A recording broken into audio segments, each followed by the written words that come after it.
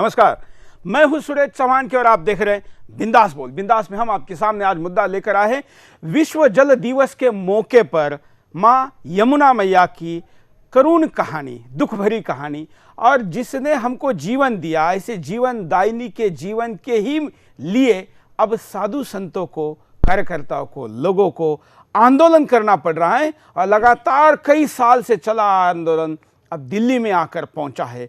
भारत सरकार ने आश्वासन देने से आंदोलन रुका तो है, लेकिन जब तक ये काम परिणामकारक तरीके से नहीं होता तब तक इस पर चर्चा और समाज की जागृति करने का काम तो चालू होना ही है। वास्तव में तो सरकार जब काम शुरू करेगी तब काम शुरू होगा, लेकिन तब तक तो सरकार को जगाने और सरकार की व्यवस्था को भी इस काम के लिए लाइन पर और ट्रैक पर लाने के लिए काम करना पड़ेगा। आज के बिंदास में हम इस विषय को इसीलिए ले रहे हैं, हालांकि संयोग भी है कि आज विश्व जल दिवस है और आज ही के दिन भारत सरकार ने आंदोलनकारियों को आश्वासन दिया है और सरकार की भाषा में कहे तो वचन दिया है। तो ये सरकार का वचन का क्या होगा और देश ने, समाज ने, इसके किनारे रहने वाले लोगों ने किन वचनों को आज लेने की आवश्यकता है, इसको लेकर हम आज पूरा 1 घंटा आपके सामने बिंदास में चर्चा करेंगे। हमारे साथ जुड़े रहेंगे श्री संजीव कृष्ण ठाकुर जी, आप कथाकार हैं और श्रीमद् भागवत और गौ माता की कथा करते हैं। हमारे साथ श्री पंकज बाबा है गोकुल से, आप पुष्टि मार्गे वैष्णवाचार्य है और ये जो आंदोलन पूरा हुआ इसके मुख्य संरक्षण है यमुना मुक्ति अभियान के। आप दोनों हमारे साथ जुड़े रहेंगे और आप हमेशा की तरह करोड़ों की संख्या में टीवी के सामने बैठकर इस आंदोलन से जुड़िए। स्क्रीन पर चल रहे नंबरों पर फोन करके और स्काइप के द्वारा अपनी बात को रखिए, और जो फोन और स्काइप से जुड़ नहीं सकते वो सोशल मीडिया से भी अपनी बात को रखिए। आइए चर्चा को शुरू करने के पहले मुद्दे को डिटेल में देखते हैं।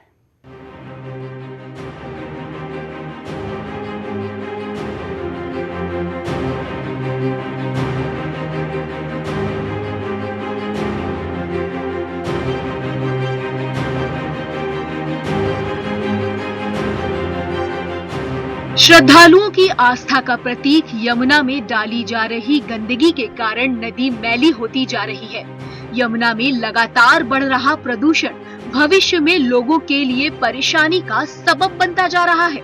प्रदूषण के कारण अब तो आसपास के गांव में भूमिगत जल स्तर पर भी इसका प्रभाव साफ साफ देखा जा सकता है।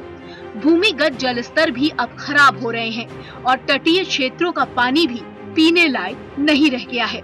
यमुना के आसपास के गांव में रहने वाले लोगों की माने तो नदी में प्रदूषण काफी बढ़ गया है। फिलहाल तो यमुना में पानी ही नहीं है, लेकिन जब शुरुआत में पानी आता है तो नहाने लायक भी नहीं होता। बावजूद इसके सफाई को लेकर कोई ठोस प्रयास नहीं किए जा रहे हैं। यमुना में पानीपत की तरफ से डाई हाउस और अन्य फैक्ट्रियों का दूषित पानी यमुना नदी में डाला जा रहा है। हालांकि वर्तमान में यमुना की सूखी रेत में वो समा जाता है, लेकिन पानी छोड़े जाने के बाद की स्थिति में वो प्रदूषित जल भी यमुना में मिलकर पानी को प्रदूषित कर रहा है। इससे आने वाले समय में एक बड़ा संकट खड़ा हो सकता है। इसे लेकर अभी से ठोस प्रयास किए जाने की आवश्यकता है। आज बढ़ते ग्लोबल वार्मिंग के कारण यमुना का जल मैदानी इलाकों में आने से पहले ही यमुनोत्री से निकलते ही प्रदूषित होने लगता है। हालात अब इतने गंभीर हो गए हैं कि यमुना जैसी पवित्र और आस्था का प्रतीक माने जाने वाली यमुना नदी में मथुरा और वृंदावन में हर दिन करीब 6 करोड़ लीटर प्रदूषित पानी यमुना में मिलती है, जबकि यमुना के जल की सफाई के लिए लगाए गए संयंत्रों के पानी को साफ करने की क्षमता केवल 2 करोड़ 80 लाख लीटर रोजाना ही है। इससे अंदाजा लगाया जा सकता है कि कितनी तेजी से हमारी पवित्र नदी यमुना दूषित हो रही है। हम अपने पवित्र नदियों के अस्तित्व की लड़ाई केवल धरना पर बैठकर नहीं लड़ सकते। जरूरत है यमुना को प्रदूषण से बचाने के लिए बड़े पैमाने पर सरकार से सहयोग मिले और ठोस कदम उठाए जाएं। केवल कागजों पर कानून बना देने से और बजट में बड़ी राशि नदियों की स्वच्छता के नाम करने से ही नहीं होगा। यमुना को बचाना केवल धर्म और पूजा पाठ के लिए ही जरूरी नहीं है, बल्कि यमुना और गंगा जैसी पवित्र नदियों को बचाना वैज्ञानिक दृष्टिकोण से भी अति आवश्यक है, क्योंकि इन्हीं नदियों के कारण हमारा और आपका जीवन सुरक्षित है। इन्हीं नदियों पर हमारा कल, आज और कल निर्भर करता है। इसलिए जरूरत है कि समय रहते हम यमुना के अस्तित्व को समाप्त होने से बचा लें, वरना वो दिन दूर नहीं जब यमुना का पवित्र जल नाले के पानी में परिवर्तित हो जाएगा।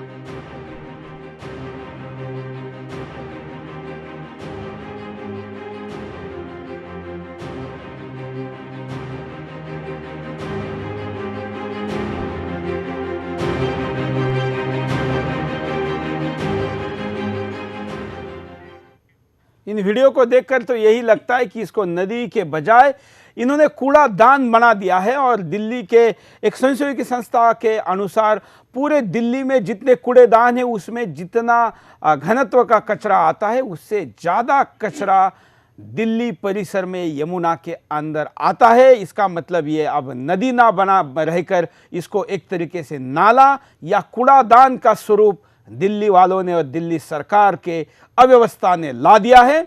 और बगैर ट्रीटमेंट के इस नदी में आने वाले नालों की संख्या में हजारों में है।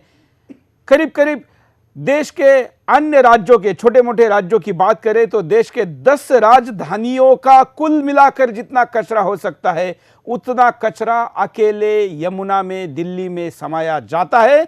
तो आप कल्पना कर सकते हैं कि हम जिसकी बात करें वो नदी ना होकर एक नाला भरकर रह गया है।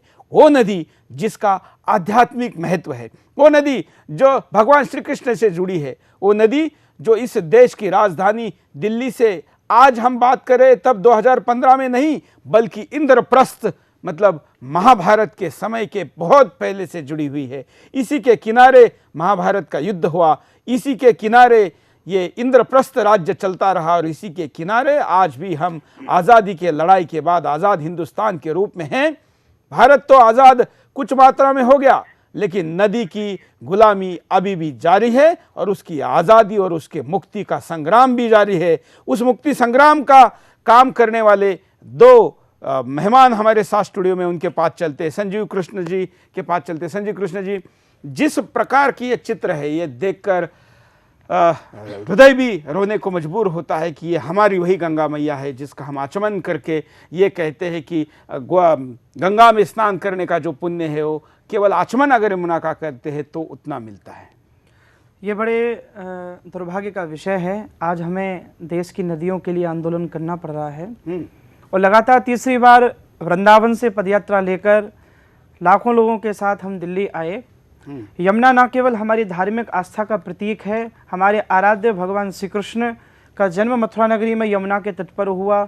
मथुरा, गोकुल, वृंदावन, बहुत सारी भगवान श्री कृष्ण की लीलाएं यमुना जी के तट पर हुई। भगवान ने रास रचाया और मथुरा वृंदावन के ठाकुर आज भी श्री यमुना जी के जल से स्नान करते हैं। आध्यात्मिक स्वरूप से तो हम यही मानते हैं, भौतिक स्वरूप श्री यमुना जी का दूषित जरूर हुआ है लेकिन हमारे ठाकुर श्री यमुना जी के जल से स्नान करते हैं। ये दुर्भाग्य है, जहाँ सभ्यताएं विकसित हुई, जहाँ संस्कृतियां विकसित हुई, जिस यमुना के जल में हमारे पूर्वजों ने स्नान किया, जिस यमुना के जल की कथा गाते गाते श्रीमद महाप्रभु वल्लभाचार्य जी महाराज, रसखान और कितने सारे आचार्य कवि हुए, आज उस यमुना को बचाने के लिए हमें आंदोलन करना पड़ रहा है।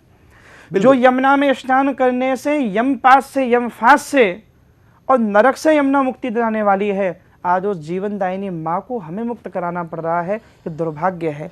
यमुना न केवल हमारी आस्था का प्रतीक है अपितु यमुना हमारे जीवन को भी बढ़ाने का प्रतीक है। यमुना नदी का अस्तित्व अगर समाप्त हुआ, मुझे यह बात कहने में बिल्कुल भी संकोच नहीं आदरणीय सुरेश जी, हम सबका जीवन भी खतरे में पड़ जाएगा। अब यह लड़ाई जीवन को बल्कि जीवन तो खतरे में पड़ चुका है। जो हम भी लोग यहाँ नोएडा में रहते हैं ये और ये दिल्ली का पूरा जो क्षेत्र है और जो यमुना का पूरा क्षेत्र है, इस क्षेत्र में यमुना के पर्कुलेशन से जो हमारे बोरवेल्स हो या पानी के अन्य स्रोत हो उनमें जाने वाला जो पानी है उसका भी जो पोल्यूशन है वो इतना हाई है कि आप कितना भी बड़े आरओ लगाइए, एक तो आरओ सिस्टम स्वास्थ्य के लिए अच्छी नहीं है, इसके भी बातें आगे आ रही है क्योंकि उससे मिनरल्स चले जाते हैं। तो आप एक तरीके से एसिडिटिक पानी पीते हैं, उसमें एसिडिटिक पानी में पहले से एसिड मिला अगर हुआ हो तो फिर आप आपके स्वास्थ्य की कल्पना कर सकते हैं। इस क्षेत्र में बढ़ रहे कैंसर की और 150 से ज़्यादा बीमारियां ये पानी के शुद्धि से जुड़ी हुई है।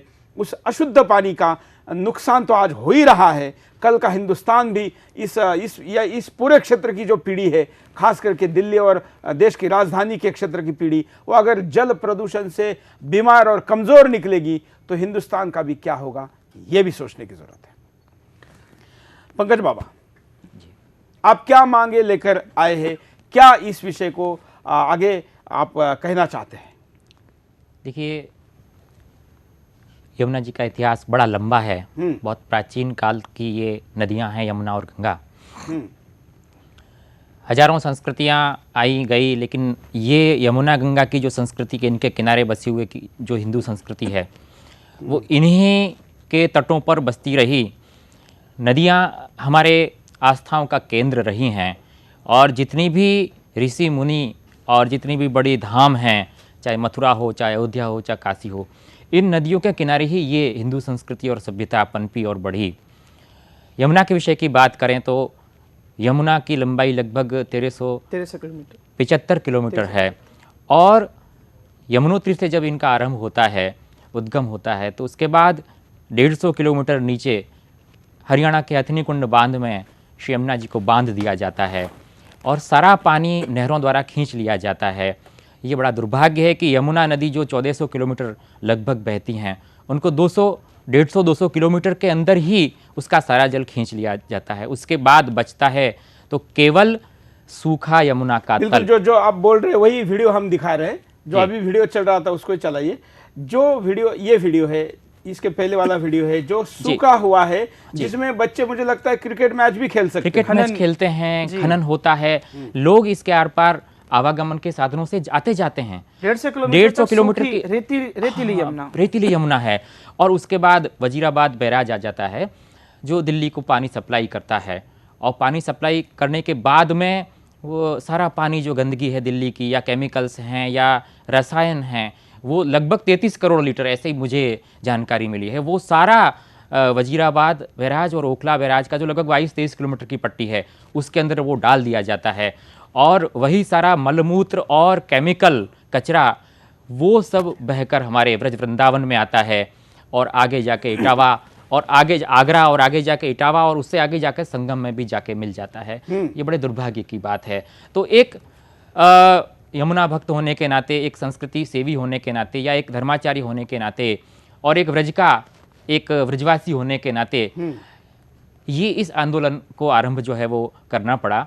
माननीय रमेश बाबा जो ब्रज के परम संत हैं, उनके कारण, ये उनकी प्रेरणा से ये आंदोलन का आरंभ हुआ। लेकिन इसमें फिर सारे ब्रजवासी जुड़े, सारे गुजरात के, सारे महाराष्ट्र के, सारे बंगाल के, क्योंकि कृष्ण भक्ति ये तो देश का विषय है, देश का विषय है। ये तो यमुना और कोई भी नदियां, ऐसा नहीं हो सकता जैसे शरीर में है कि हमारे शरीर के जो विभिन्न जो धमनियां है, उन धमनियों का शरीर के लिए जितना महत्व है, उतना ही महत्व नदियों का देश के लिए है, भूमि के लिए है, पर्यावरण के लिए है। ऐसा कैसे हो सकता है कि आपकी एक धमनी चले, दूसरी नहीं चले, फिर उसका बाईपास करना पड़ता है। और मुझे लगता है हरियाणा में जो बाईपास किया गया है मेन नदी को, जो 150 किलोमीटर की आप बात कर रहे हैं, ये नुकसानदेह साबित हो रहा है। हमारे साथ कॉलर जुड़े हैं, उनके पास चलते हैं। जय हिंद। सुरेश जी नमस्कार। बोलिए। मैं सुशील तिवारी बोल रहा था, नरेंद्र मोदी आर्मी से। हाँ, और मैं दो बातें कहना चाहता हूँ। पहला तो आपको बधाई देता हूँ इस कार्यक्रम को इतने ईमानदारी पूर्वक उठाने पे, और दूसरा मैं जितने भी यमुना आंदोलन से लोग जुड़े रहे हैं उनसे कहना चाहूंगा कि इतना सफल बनाने के लिए सभी को धन्यवाद।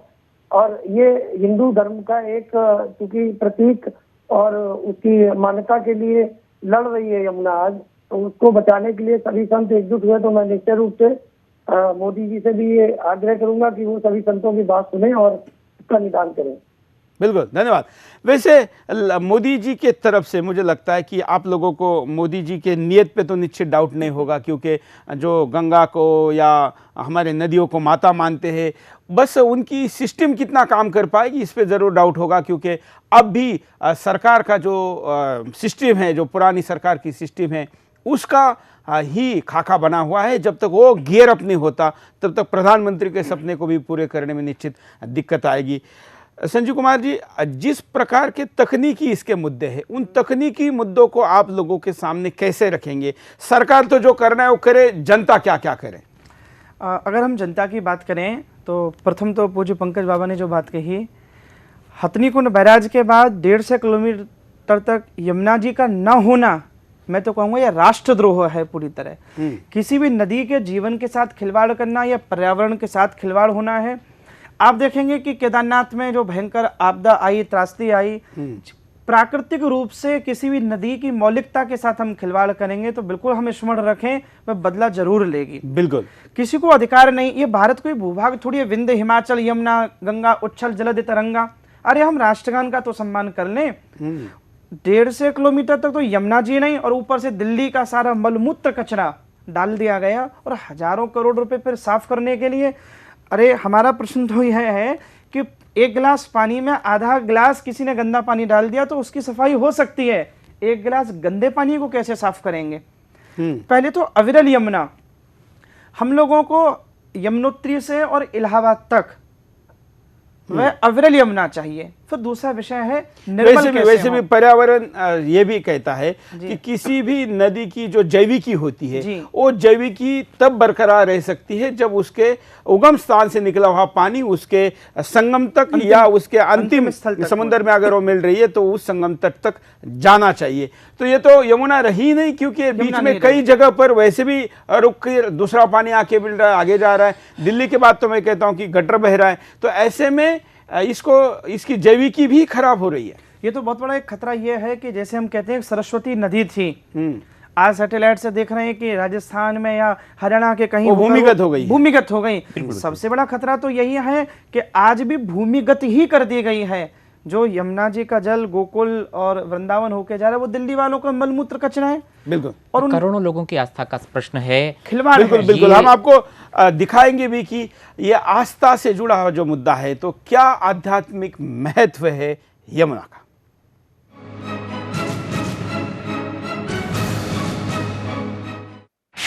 भारतीयों की आस्था का प्रतीक है यमुना। भारतीयों की श्रद्धा का प्रतीक है यमुना। धर्म और भक्ति का प्रतीक है यमुना। मानव सभ्यता का उद्भव और संस्कृति का प्रारंभिक विकास नदी के किनारे ही हुआ। जी हाँ, भारत की पवित्र नदी यमुना केवल नदी ही नहीं बल्कि धर्म, आस्था और हमारी श्रद्धा से जुड़ी इस नदी का महत्व सदियों से है। पौराणिक तौर पर देखें तो भुवन भास्कर सूर्य यमुना के पिता, मृत्यु के देवता यम इसके भाई और भगवान श्री कृष्ण इसके परिस्वीकार्य किए गए हैं।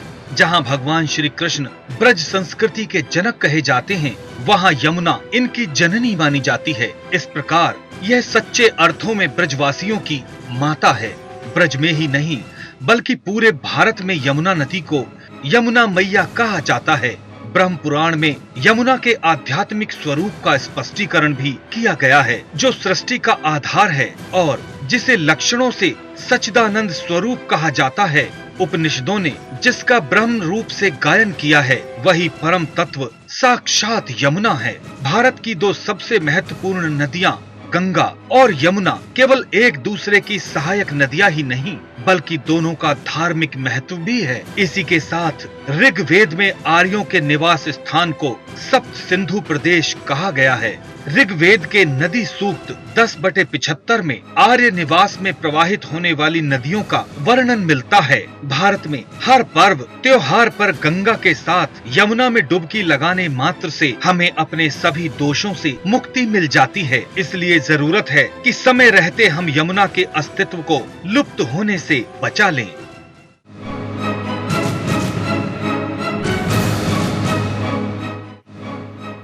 कॉलर के पास चलते हैं।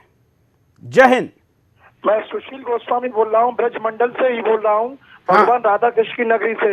मैं सरकार से जानना चाहता हूँ कि उत्तर प्रदेश में जब से उत्तराखंड अलग हुआ है तो केवल पर्यटक के नाम पर भी मथुरा ब्रज भूमि सबसे विशेष है, लेकिन दुर्भाग्य है इतने के बाद भी उत्तर प्रदेश सरकार द्वारा इस ओर कोई ठोस कदम नहीं उठाया गया।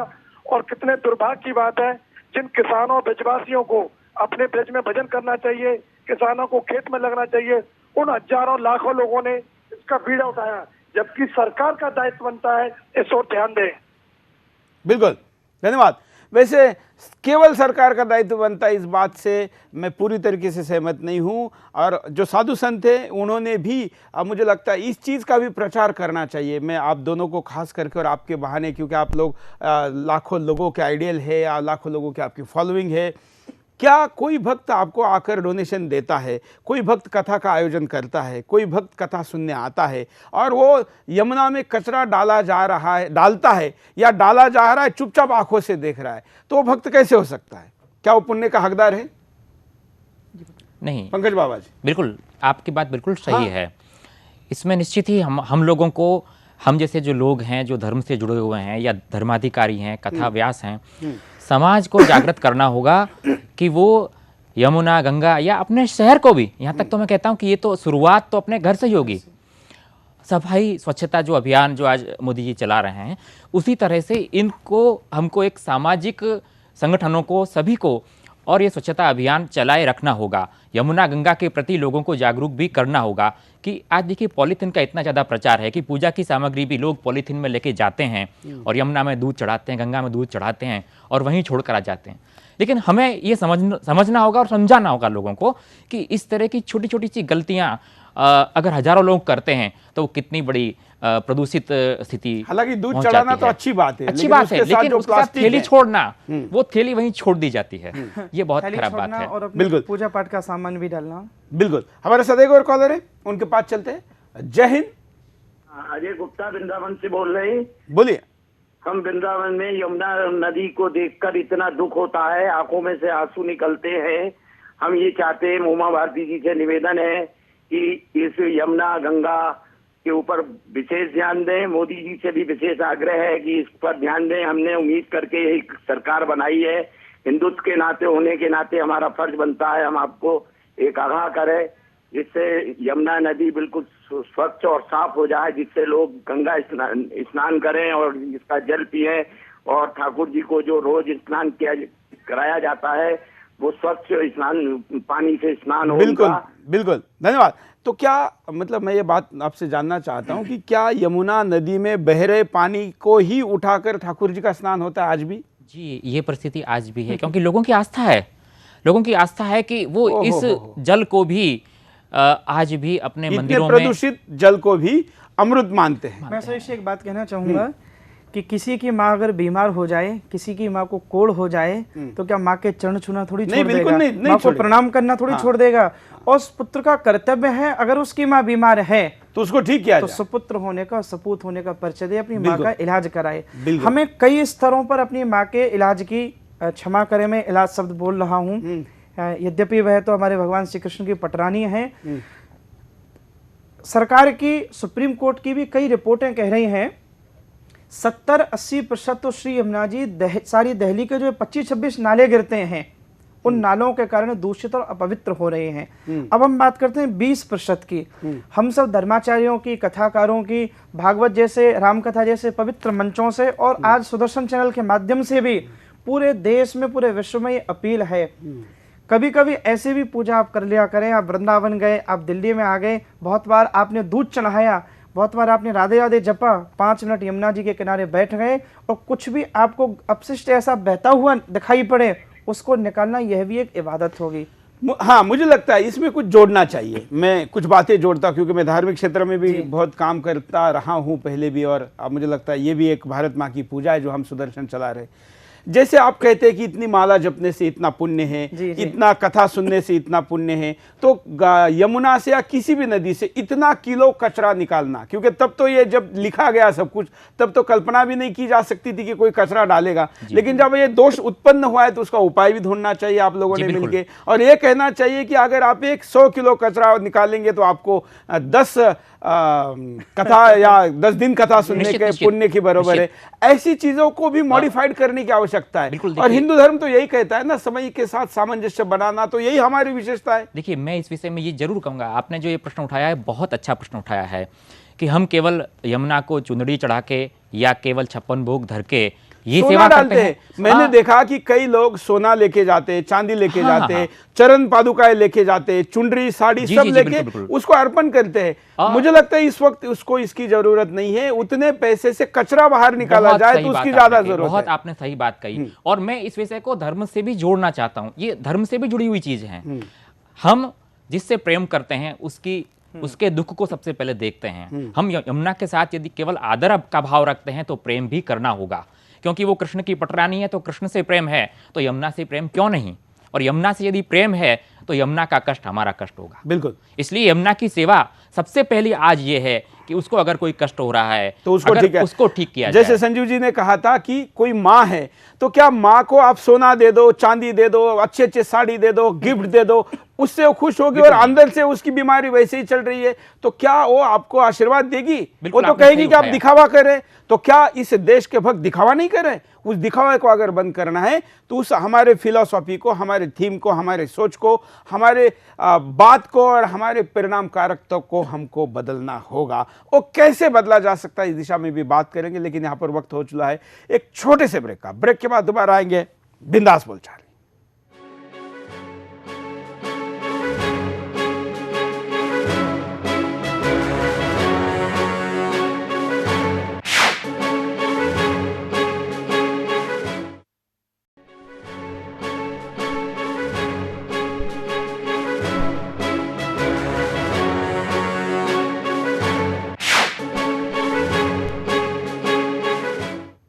ब्रेक के बाद आपका एक बार फिर से स्वागत है। आप देख रहे हैं बिंदास बोल, और बिंदास में आज हमको हमारे अपने ही बारे में बिंदास बोलने की जरूरत है, क्योंकि हम जिसको माता कहते हैं उसे यमुना मैया में ही हम कचरा डालते हैं। हम उसको गिफ्ट देने को तो तैयार है, लेकिन हम उसको सफाई करने के लिए, उसके बीमारी को ठीक करने के लिए गंभीर नहीं है। हम उसको हाथ तो जोड़ते हैं, लेकिन उसके पैरों को हाथ लगाने के साथ साथ उसके पैरों के आसपास पड़ी गंदगी को दूर करने के बारे में नहीं सोचते।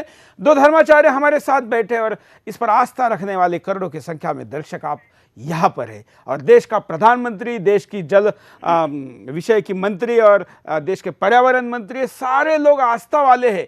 अगर यमुना का अब कुछ नहीं हो सका तो फिर कभी होने की संभावना मुझे तो नहीं लगती है। आपको क्या लगता है संजीव जी? मैं अपनी दो लाइनें कहता हुआ अपनी बात प्रारंभ करता हूँ। गंगा यमुना गीता से है, गंगा यमुना गीता से है, भारत की पहचान, बचा लो अपना हिंदुस्तान, मोदी जी बता लो अपना हिंदुस्तान। गाय गंगा यमुना ये हमारी भारतीय संस्कृति आस्था का प्रतीक है। तो गंगा और ये बहुत बड़ा सौभाग्य है, देश का सौभाग्य। और मैंने तो कई बार कहा कि सत्ता का भी सौभाग्य है। पहली बार ऐसा व्यक्ति बैठा है जो गाय को मानने वाला है, गंगा को मानने वाला है, यमुना को मानने वाला है। और इसलिए अब करने का राइट टाइम है। उनके पास प्रायोरिटी की लंबी चौड़ी लिस्ट है। इस प्रायोरिटी को ऊपर पहुंचाने के लिए याद दिया जाए। जहां पर भी आपको मोदी जी मिलते हैं, उनके मंत्री मिलते हैं, आप यमुना की बात उनको कहिए। हर क्षेत्र के अपने अपने लोग अपने अपने विषय को तो कहते ही है, इस विषय को भी इसके साथ जरूर कहिए। कॉलर हमारे साथ जुड़े हैं, उनकी बात सुनते हैं। जय हिंद, बोलिए। राधे राधे। बोलिए। मेरा ये प्रश्न है कि हम गोकुल के जब भी जाते हैं, गोकुल मथुरा में जाते हैं तो यमुना का पान करते हैं। हाँ। तो यमुना का हम भाव तो ये लेके जाते हैं कि यमुना का पान कर रहे हैं, लेकिन हम पीते हैं, पान करते हैं दिल्ली का मलमूत्र। तो ये ऐसा कब तक चलेगा? सरकार को जवाब देना पड़ेगा कि ये ऐसा हमारे साथ में, हमारी आस्था के साथ में क्यों खिलवाड़ कर रही है। बिल्कुल। कहां से बोल रहे हैं आप? जी मैं दिल्ली से बोल रहा हूं। धन्यवाद। ये बिल्कुल सही सवाल है, और इसी पर हम थोड़ी देर पहले बात कर रहे थे कि आस्था हमारी है, लेकिन उसका वास्तव है, और उस वास्तव को हमको समझना होगा। हम आपको ग्राफिक से दिखाते हैं कि क्या तथ्य है यमुना के। देखिए, उद्गम स्थान हिमालय पर्वत से 6200 मीटर से 7 से 8 मील उत्तर पश्चिम में यमुनोत्री से माना गया है। इस पर्वत को कालिंद पर्वत कहते हैं, जिसके नाम पर यमुना को कालिंदजा या कालिंदी कहा जाता है। अपने उद्गम से आगे कई मील तक विशाल हिमगारों और हिमकंदराओं से होती हुई पहाड़ी ढलानों पर आती है। पहाड़ों से उतरते समय इसकी धारा यमुनोत्री पर्वत से प्रकट होती है। पश्चिमी हिमालय से निकलकर उत्तर प्रदेश हरियाणा की सीमा के सहारे 95 मील का सफर कर उत्तरी सहारनपुर और दिल्ली आगरा से होती हुई इलाहाबाद में गंगा नदी में मिल जाती है। यमुना नदी की अधिकतम गहराई 35 फीट 11 मीटर है। दिल्ली तक इसकी गहराई 68 फीट हो जाती है। नेशनल ग्रीन ट्रिब्यूनल बचाने के लिए आज कई निर्देश जारी ने यमुना को प्रदूषण से एनजीटी किए, जिसमें नदी में कूड़ा या धार्मिक सामग्री डालने वाले व्यक्ति पर 5,000 रुपए का जुर्माना भी शामिल है।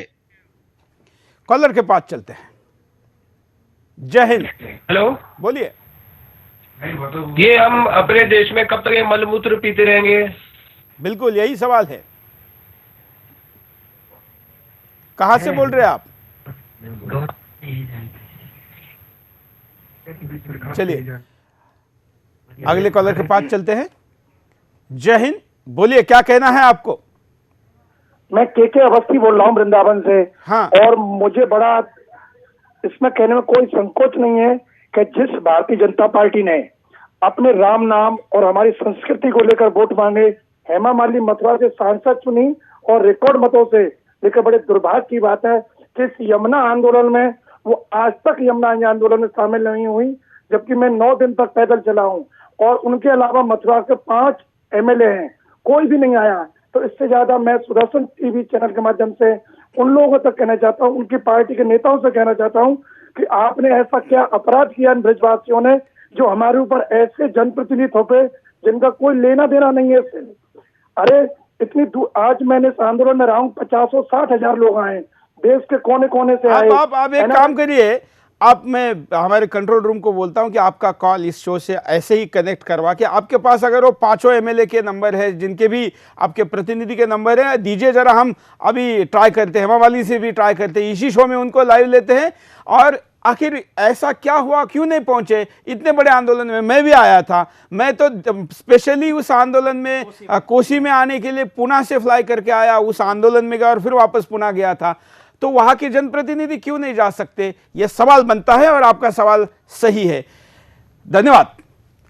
एक बात मैं आपको इसमें पूछना चाहूंगा, क्योंकि आप लोग आंदोलन से जुड़े हैं, आंदोलन चला रहे, क्या आप लोगों ने अप्रोच नहीं किया हेमा मालिनी से या इन एमएलए से? नहीं, बिल्कुल इन लोगों के पास मैटर जो था वो क्लियर था, पत्र भी भेजे गए थे और इन्होंने, हेमा जी ने ये मुद्दा संसद में उठाया भी था। लेकिन वो यहाँ इस आंदोलन में क्यों नहीं आ पाई, क्या कारण रहे, इसके बारे में तो मैं कुछ विशेष जानकारी नहीं रखता हूँ। लेकिन उनको आना चाहिए था, जब उनके इलाके से इतने सारे लाखों लोग, लाखों ब्रजभक्त आ रहे हैं, लाखों ब्रजवासी आ रहे हैं और एक देश की संस्कृति को बचाने आ रहे हैं और आस्था के साथ, जो आस्था, जिस आस्था के सहारे वो हमारी जनप्रतिनिधि चुनी गई हैं, उन जनता की भावनाओं का आदर करना ये उनका कर्तव्य बनता है। मैं इसमें एक पक्ष और रखना चाहता हूँ। निश्चित रूप से निराशाजनक है कि वहाँ से जनप्रतिनिधि क्यों नहीं आए, आना चाहिए था। लेकिन मैं थोड़ा और दूसरी बात बोल रहा हूँ, आ जाते तो क्या होता। आज़ादी के इतने वर्षों बाद इतने आंदोलन हुए, इतने लोग आए भी। मैं 2013 के आंदोलन की अगर बात करूं तो मुझे राजनीतिक रूप से नाम नहीं लेना चाहिए, फिर भी मैं ले रहा हूं क्षमा पूर्वक, क्योंकि मैं भागवत कथा कहने वाला और धर्म सत्ता से जुड़ा हुआ।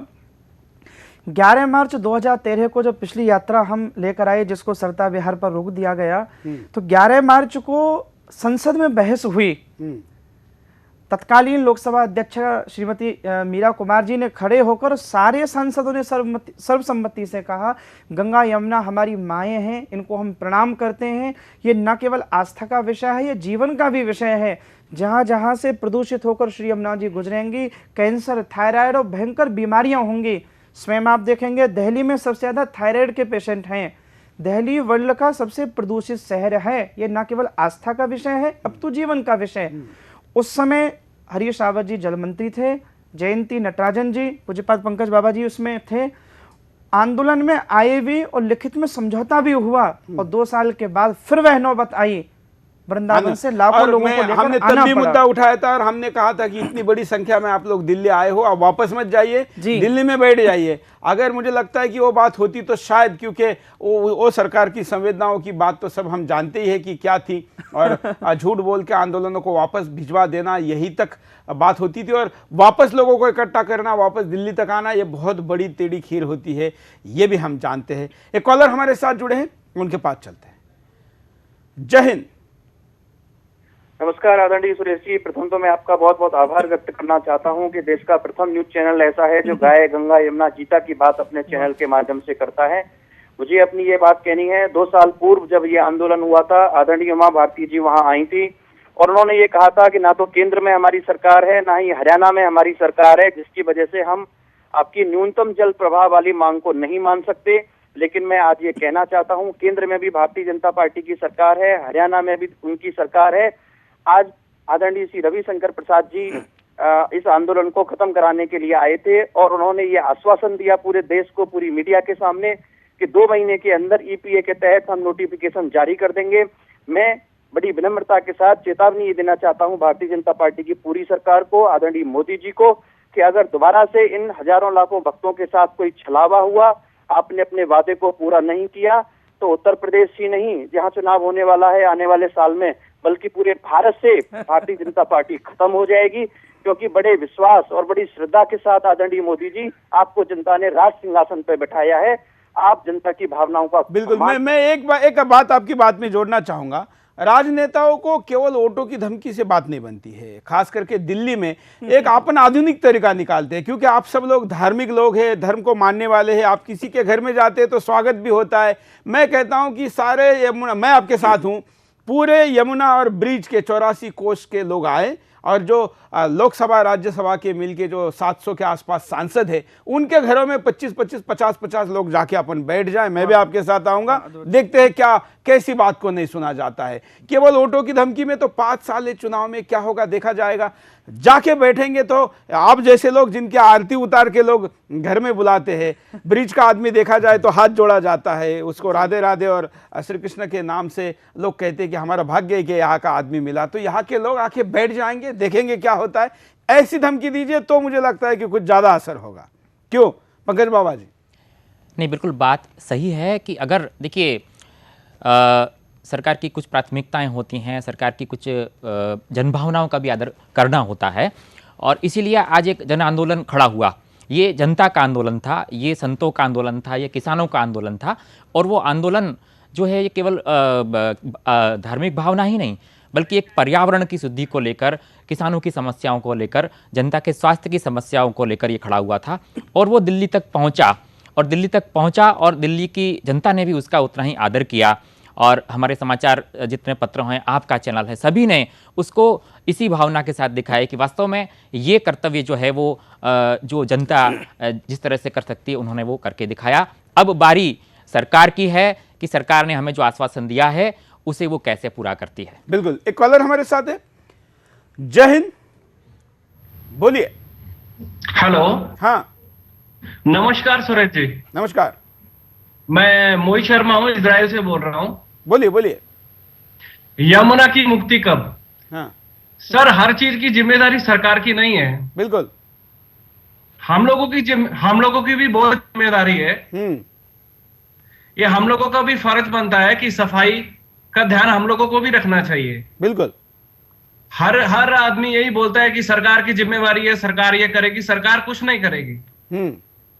ये काम हम लोगों का है, ये हम लोगों ने ही करना है। नहीं, सरकार कुछ नहीं करेगी के बजाय सरकार भी करेगी, लेकिन जनता की भी जिम्मेवारी है। बिल्कुल सही बात। सर, जनता को ये नहीं सोचना चाहिए ना कि ये सरकार ही करेगी। ये काम हम लोगों का है। हम आपसे सहमत हैं। बिल्कुल, ये बात हम पहले भी कह चुके हैं। आप इजराइल में हैं, इजराइल टेक्नोलॉजी के बारे में बड़ा जाना जाता है। मुझे ये भी पता नहीं कि इजराइल में नदी है भी कि नहीं, क्योंकि बड़ा छोटा है और वहां की क्या, लेकिन क्या स्थिति है वहां पर? स्थिति बहुत अच्छी है। ये लोग, सबसे बड़ी बात ये है कि इजराइल के जो लोग हैं अपने देश से प्यार बहुत करते हैं। उनको अपने देश से बहुत प्यार है। जैसा जो हम लोग इंडिया में देखने को मिलता है वो स्थिति इधर नहीं है। ये नहीं है कि सड़क पे जाता कोई भी कुछ फेंक देगा, ऐसा नहीं है इधर। 18 साल के बाद हर लड़का या लड़की को आर्मी में जाते हैं, तो आर्मी में जाने के कारण उन लोगों को डिसिप्लिन होता है कि कैसे हम लोगों ने आगे देश को देखना है। बिल्कुल बिल्कुल। चलिए, धन्यवाद। आपने इजराइल में बैठकर भी माँ यमुना के लिए टाइम निकाला, अपनी बात को रखा। यही आस्था का विषय है, श्रद्धा का विषय, और ये केवल आस्था श्रद्धा का नहीं है, तो ये वैज्ञानिक विषय है और ये जैविकीय विषय है। मैंने पहले भी कहा था कि दिल्ली एनसीआर का जो जैविकीय सारा सूत्र है वो इतना खराब हुआ है, जैसे हमारे शरीर में बायोलॉजिकल मिस्टेक हो जाती है, जिसको हम यहाँ पर थायराइड की बीमारियां बढ़ रही है, जैसे यहाँ पर हम हार्मोन्स की बातें कहते हैं कि हार्मोन्स डिसऑर्डर हुआ है, मतलब वो सूत्र में नहीं जा रहा है। जब यहाँ के पानी का और यहाँ के हवा का, यहाँ के पर्यावरण का ही सूत्र में नहीं चल रहा है, उसका ये हार्मोन डिसऑर्डर है, तो व्यक्तियों का नहीं होगा ये कैसे? इसलिए दुनिया के, भारत के, पूरे भारत में जितने हार्मोन्स की बीमारी होगी उतनी संख्या अकेले दिल्ली में है। इसका कारण ये यमुना है, और ये यमुना के जैसी और भी नदियां और नाले भारत में जहाँ जहाँ होंगे वहाँ पर भी यही स्थिति होगी अगर समय पर हमने ध्यान नहीं दिया। हम जरा कारणों पर नजर डालते हैं। कारण यमुना के प्रदूषित होने का मुख्य कारण कारखानों से निकलने वाला दूषित पानी और गंदगी है, जो सीधे तौर पर यमुना नदी में डाल दी जाती है, जिसके चलते बड़े पैमाने पर और बहुत तेजी से पवित्र यमुना का जल दूषित हो रहा है। यमुना नदी के दूषित होने का मुख्य कारण सीवर लाइन का गंदा पानी भी है, जो बड़ी मात्रा में यमुना में डाला जा रहा है। इससे यमुना में प्रदूषण का स्तर काफी बढ़ गया है। यमुना नदी में बड़े पैमाने पर विसर्जित होने वाली मूर्तियां और पूजा की सामग्री, आजकल मूर्तियों में रासायनिक केमिकल का प्रयोग होता है, जो यमुना के जल को प्रदूषित करता है।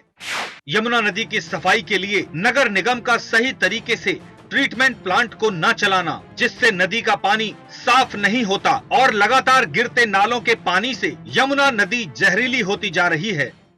सरकारी स्तर पर यमुना नदी के जल को स्वच्छ करने के लिए बनाई गई योजनाओं का केवल कागजों तक सीमित रह जाना और ठीक से क्रियान्वित न होना, जिससे प्रयासों के बावजूद यमुना नदी की सफाई नहीं हो पा रही है। इसमें जो बात पूजा सामग्री की जाती है, उसमें जो प्लास्टर ऑफ पेरिस या केमिकल से बनी हुई सामग्री छोड़कर बाकी सामग्री जैविकीय दृष्टया अच्छी मानी जाती है। ये मैं आपको अपडेट करना चाहता हूँ। 5,000 रुपये जो फाइन करने की बात की है, ये तो लोगों का बस हम कितने सिरे से दिखाने का तरीका है, ये वास्तव नहीं है। जो जैविकीय सामग्री जैसे पान, पत्ता, फूल या निसर्ग, डायरेक्ट नेचुरल थिंग्स जो है वो हमेशा ही उपयोगी है। वो अगर पानी में पड़ती है तो उसका फायदा, इवन पहले हमारे यहाँ पर कॉइन्स फेंके जाते थे नदी में, वो कॉपर के होते थे, तो कॉपर का कॉइन या धातु, आज टुकड़ा भी हम अगर तांबे का डालते हैं नदी में तो वो फायदा करता है। लेकिन हम आज जो स्टील के कॉइन आए उसको फेंक रहे, मतलब हमको लगता है कि यमुना में पैसे की जरूरत है। कितनी मूर्खता है, कितनी अंधश्रद्धा है। यमुना में 2-5 रुपए का कॉइन नहीं चाहिए, वहां पर वो धातु चाहिए, इसलिए कॉइन की बात कही है। ये समय के साथ बना सामंजस्य था कि आप वहां पर एक कॉइन डाल दो तो आपको फायदा होगा, लेकिन आज हम उसको मूर्खता की तरफ ज्यादा लेकर जा रहे हैं। और क्या 5,000 रुपए का फाइन अगर पूजा सामग्री डालने को किया जा सकता है, तो 50,000 लीटर पानी पर हावर्स नदी में छोड़ने वाले, विषैला पानी छोड़ने वाले फैक्ट्रियों के ऊपर क्या कार्रवाई, कितना फाइन है? कुछ नहीं है, क्योंकि आप कह रहे हैं कि उनके पास वैकल्पिक व्यवस्था नहीं है। तो आखिर हम कब इस उपायों की दिशा में जाएंगे, यह भी हमें सोचना होगा। कॉलर के पास चलता है। जय हिंद। दिगंबर प्रसाद ममनाई सर, बोलिए। देश वर्तमान में जिस दिशा में चलने लगा है, हाँ। अपने मूल स्वरूप की ओर बढ़ने लगा है, नदियों को जीवन के साथ, पर्यावरण के साथ, अपने आचरण के साथ जोड़ने का प्रयास करने लगा है, तो तंत्र इसे कल तक धार्मिक आस्था का सवाल मानता था, संविधान से अलग जानता था, उसने आज इसे राष्ट्र से, राष्ट्रीयता से जोड़ा है, जीवन की धारा से उस ओर मोड़ा है। हमारे पूर्वजों का नदियों में सामूहिक स्नान करना, 4 धाम यात्रा करना, नदियों की देखभाल करते करते अंत में पूर्णतः अपने को नदियों में समर्पित करना एक उदाहरण था।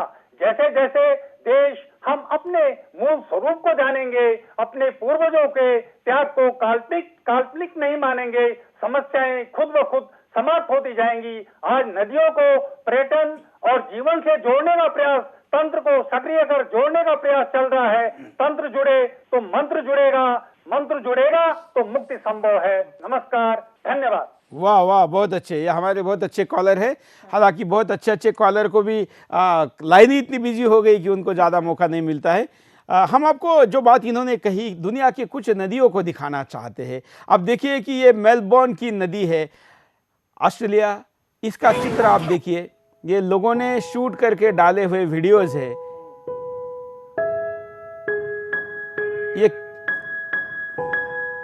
ये शायद यारा नदी है मेलबर्न की। ये उसके अंदर से अलग अलग प्रकार के छोटे,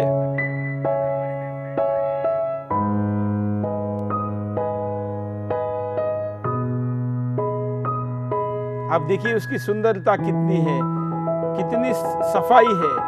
पानी में चित्र दिख रहा है, वो रिफ्लेक्शन जिसको कहा जाता है। हमारे यहाँ तो रिफ्लेक्शन नहीं, ये दर्शक ने भेजा है। और हम आपको बता दें कि जिस दिन जो विषय है उससे जुड़ पर्यटन के लिए जा रहे, फोटो निकाल रहे। ये लंदन की थीम से, ये लंदन की नदी है। ब्रिटिशों का आदर्श नहीं लेना चाहिए, ऐसा मैं हमेशा कहता हूँ, लेकिन इस बारे में आदर्श लेने के लिए छूट है, बल्कि स्वागत है, क्योंकि जो अच्छी चीज़ें हैं उसकी बात होनी चाहिए। ये देखिए नदी के बिल्कुल किनारे पर लोगों के घर है, और पूरे लंदन में रानी के महल के किनारे जितनी महंगी ज़मीन नहीं है, उससे ज़्यादा भाव थेम्स नदी के किनारे है। दिल्ली में उल्टा है, दिल्ली में सबसे सस्ती ज़मीन यमुना के किनारे है, क्योंकि वहाँ पर रहने वाले को रोज़ इतना पोल्यूशन का सामना करना पड़ता है। ये हमारी स्थिति है। ये अगर हमको देखना है तो हमको बदल करना पड़ेगा। हम हमारे जो चल रहा है उसका परिणाम क्या होगा, इसको देखते हैं। यमुना नदी अगर इसी तरह प्रदूषित होती रही तो हमारी आस्था का प्रतीक यमुना नदी का अस्तित्व ही समाप्त हो जाएगा। लगातार दूषित होती यमुना नदी के कारण भूमिगत जल भी दूषित होता जा रहा है, जिससे भविष्य में पीने के पानी की कमी बड़े पैमाने पर पैदा हो सकती है, और साथ ही इससे कई जानलेवा बीमारियां भी बढ़ती जा रही हैं। यमुना नदी के बढ़ते प्रदूषण के कारण हमारी धरती पर भी इसका असर देखा जा रहा है, और जमीन की उपजाऊ क्षमता समाप्त होती जा रही है। जल के दूषित होने से आज करीब 50% लोग अस्पताल पहुंच रहे हैं। साथ ही भविष्य में पीने के पानी की कमी का खतरा मंडराता जा रहा है। लगातार बढ़ते प्रदूषण से केवल यमुना का जल ही नहीं, बल्कि नदियों, पवित्र झीलों का अस्तित्व ही समाप्त होने के कगार पर पहुंच गया है। यमुना नदी में नालों के गिरने से जल तो प्रदूषित हो ही रहा है, साथ ही पानी में ऑक्सीजन की मात्रा भी समाप्त होती जा रही है। इस कारण जल जीव समाप्त हो रहे हैं। मैं ये पैकेज चल रहा था, मैं आप दोनों को बता रहा हूँ, मैं बैठे बैठे मैंने आंकड़ा निकाला कि दिल्ली में जो आरओ और वाटर प्यूरिफायर का जो सेल है, और जो मिनरल वाटर का पानी का जो सेल है, उसका आंकड़ा मैंने निकाला तो 70,000 करोड़ रुपए का है। मतलब लोग शुद्ध पानी को लेने के लिए 70,000 करोड़ रुपए लगा रहे। तो आप अगर ये पैसे, आप दिल्ली वाले ही अपने घर में 7,000 का आरओ और एवरेज 3 महीने में उसका सर्विस मेंटेनेंस को अगर निकालते हैं, और जो मिनरल वाटर की बोतल हम लेते हैं, इन दोनों को अगर हम जोड़कर देखें तो ये ध्यान में आता है कि हम 70,000 करोड़ रुपए लगा रहे हैं। और जितना पानी जितना गंदा रहेगा उतना सफाई का कॉस्ट बढ़ेगा। तो दिल्ली सरकार का भी इस पर होने वाले खर्चे को देखें तो करीब करीब 1 लाख करोड़ रुपए हम यहाँ पर ऐसा खर्च कर रहे हैं। जो गंदगी ना हो तो हमको खर्च करने की जरूरत नहीं। पहले भी हम नदी से पानी सीधे उठाकर पी सकते थे। दुनिया के कई देशों में आज भी ऐसी नदियां हैं जिनमें सीधा पानी पिया जा सकता है। और मैं आपको फिर बता दूं, वैज्ञानिक आधार पर दुनिया के किसी भी आरओ से निकला हुआ पानी शरीर के लिए उतना अच्छा नहीं है जितना सीधे नदी से पिया हुआ शुद्ध पानी आपके फायदे का है। उसके जैविकीय किनारे पर रहकर अगर आप पीते हैं तो फिर आप समझ लीजिए कि आपकी आयु कम से कम 20% बढ़ जाती है, और बीमारियों की संभावना 85% तक घट जाती है, 85% तक। मतलब हम, जैसे मच्छर की भी बात है कि हम गुड नाइट लगाते हैं और ऐसे ऐसे उपाय करते हैं। पूरे दिल्ली एनसीआर में जितने घर हैं, मानिए कि 10 लाख घरों में अगर गुड नाइट या कछुआ छाप या ऐसी सारी चीज़ें लगती होगी, जो कि कछुआ यहाँ पर मच्छर ना हो इसलिए लोग खर्च करते होंगे, वो पैसे भी अगर इसमें जोड़ दिए जाए तो हम पाएंगे कि हम केवल दिल्ली के लोगों के धन के आधार पर ही नदी को साफ कर सकते हैं। अगर वो गंदगी ना करे तो ये पैसे का खर्चा और कम हो जाएगा। पंकज बाबा कुछ कहना एक बात और इसमें कहना चाहता हूँ कि यमुना के कारण से या उसके अंदर जो गंदगी डालने से जो बीमारियां बढ़ रही हैं, उसमें जो लोग पैसे खर्च कर रहे हैं उसको भी इसमें जोड़ लिया जाए। हाँ, अगर उसको जोड़े तो हजारों करोड़ और रुपए बचेंगे। लोगों के पैसे बचेंगे। 1 लाख करोड़ बहुत बड़ा आंकड़ा है। बहुत बड़ा आंकड़ा। भारत सरकार ने पूरा कोल ब्लॉक बेचने के बाद भी 1 लाख करोड़ रुपए उनको उसके आसपास का आंकड़ा मिला है। तो आप कल्पना करिए कि हमारे इतने मिनरल्स बेचने के बाद, कोल बेचने के बाद 1 लाख करोड़ मिलता है, जो कि हम केवल शुद्ध जल के लिए या उसके कारण होने वाली बीमारियों के लिए दिल्ली एनसीआर में, अकेले दिल्ली एनसीआर में खर्च करते हैं। ये 100 कितने किलोमीटर आपने लंबाई बताई? 150 किलोमीटर तो सूखी है। हाँ। लेकिन हम केवल ये 22 किलोमीटर में देखिए, नहीं, कुल लंबाई की, कुल लंबाई 1375 किलोमीटर यमुना की, करीब 1400 किलोमीटर की स्थिति को अगर हम निकाले तो फिर आप सोच सकते हैं कि क्या स्थिति होगी। मैंने तो 40 किलोमीटर का आंकड़ा आपको बताया है। ये हमारे पर्यावरण का महत्व है, हम इसको कल्पना नहीं कर सकते। लेकिन जब तक हम इन चीज़ों को भुगतते नहीं हैं, हम चीज़ों को समझते नहीं हैं। हम आपको उपाय दिखा लेते हैं कि क्या उपाय हो सकते हैं। देखिए उपाय। यमुना नदी को बचाने के लिए जरूरी है कि बड़े पैमाने पर यमुना को स्वच्छ करने का अभियान चलाया जाए, जिससे नदी का जल और ज्यादा दूषित न हो सके। कारखानों और उद्योगपतियों को सरकार की तरफ से सख्त हिदायत मिलनी चाहिए कि कारखानों का दूषित और गंदा पानी किसी भी हालत में यमुना नदी में न डाला जाए। यमुना गंगा जैसी पवित्र नदियों को दूषित करने वालों के खिलाफ कानून बनना चाहिए और उसका सख्ती से पालन होना चाहिए। यमुना बचाओ अभियान के तहत घर घर जाकर आम जनता को जागरूक करना चाहिए, जिससे वो नदियों में दूषित पदार्थ न डालें और यमुना सफाई अभियान में सहयोग दें। यमुना को दूषित करने वालों पर कड़े जुर्माने का प्रावधान होना चाहिए, जिससे कोई भी गंगा और यमुना जैसी पवित्र नदियों को दूषित न कर सके। दिल्ली और हरियाणा जैसे प्रांतों में जल बोर्ड को वाटर ट्रीटमेंट प्लांट लगाने चाहिए, जिससे यमुना के दूषित जल को साफ किया जा सके। हम दोनों अतिथियों से कहेंगे कि शॉर्ट में एक आपकी अंतिम प्रतिक्रिया दीजिए, क्योंकि अब समय कम बचा है। तो हम संजीव जी को कहते हैं। संजीव जी। मैं पूरे मथुरा वासियों को इस आंदोलन से, यमुना बचाओ आंदोलन से जुड़े रहे सभी लोगों से यही कहूँगा। आदरणीय रविशंकर प्रसाद जी ने कहा कि हमारे ऊपर विश्वास रखिए। यह आंदोलन दिल्ली से वापस जा रहा है, लेकिन ख़त्म नहीं हुआ। सामाजिक स्तर पर और सत्ता पक्ष से भी, क्योंकि 11 में भी गए तब भी सरकार ने कहा करेंगे, 13 में भी गए तो भी सरकार ने कहा कि हम करेंगे। लेकिन इस सरकार पर थोड़ा विश्वास है। आदरणीय मोदी जी, उमा भारती जी, रविशंकर जी प्रसाद जी ने कहा कि आप जाएं। 2-3 महीने में हम हथनी कुंड से अविरल पानी हमेशा मिलता रहे, यमुना में जल तो रहे, कम से कम गंदगी बहे, और नाले हम यमुना जी के सहारे उस नाले बनाएंगे ताकि वह सारे कचरों का पानी श्री यमुना जी में ना गिरे। हम ये विश्वास करके जा रहे हैं। बहुत ही महत्वपूर्ण बात आज एक और भी सरकार ने हमें बताई कि हम इस तरह के उपाय कर रहे हैं कि नाले, एसटीपी प्लांट खत्म कर दिए जाएं, पैरेलल चैनल यमुना के किनारे बना दी जाए, ताकि कभी एसटीपी प्लांट चले न चले, पानी दूषित और नदी में नहीं गिरे। और धार्मिक दृष्टि से भी उसको ट्रीट करके नदी में डालना उचित नहीं है। ये बहुत अच्छी बात रही। बिल्कुल, क्योंकि मलमूत्र को आप क्या साफ कर सकते। बिल्कुल। तो ये एक विषय हमने आपके सामने रखा। मैं हमेशा कहता हूं कि बिंदास में हम जिन विषयों को लेते हैं वो कार्यक्रम भले ही एक एपिसोड के रूप में खत्म हो रहा हो, ये मुद्दा जारी रहता है। राष्ट्र निर्माण के द्वारा, सुदर्शन के द्वारा भी और देश भर की सारी संस्थाओं के द्वारा हो, तो देश क्या, विदेश से भी, इजराइल में बैठा हुआ भी भारतीय कॉल करके अपनी बात को जब रखता है, तो हम सब मिलकर यमुना के लिए कुछ और भी बातें करें। इसलिए आपके क्या सुझाव है, आप हमको लिखकर भेज सकते हैं। Sudarshan news A84 sector 57 Noida 201301। आप हमको मेल भी कर सकते हैं सुदर्शन के मेल आईडी पर। आप हमें सोशल मीडिया में भी हमारे सारे हैंडल पर अपनी बात को रख सकते हैं। क्यों ना हम, सरकार तो 2 महीने का टाइम ले रही है, हमें टाइम लेने की किसी को क्या जरूरत है, क्योंकि हम तो व्यक्तिगत आज़ाद है। हम इस क्षण से ही कोई संकल्प करें कि यमुना के लिए हम ये करने वाले हैं। आप जो भी इसके लिए करना चाहते हैं, अगर आपकी बात को हम तक पहुंचाएं तो हम उसका उपयोग करेंगे। हमने राष्ट्र निर्माण के द्वारा लोगों को समयदान की मांग की है। अगर आप यमुना के लिए समय दान देना चाहते हैं तो आपके समय का मैं हमेशा की तरह ये वचन देता हूं कि आपके हर क्षण का और आपके हर पसीने के बूंद का हम यमुना के लिए भी उपयोग करेंगे, जो कि राष्ट्र निर्माण का एक महत्वपूर्ण हिस्सा रहेगा। मैं दोनों अतिथियों का आभारी हूं कि आपने आए और यहां पर समय दिया। आप सबका भी आभारी हूं। आज के लिए इतना ही। जय हिंद।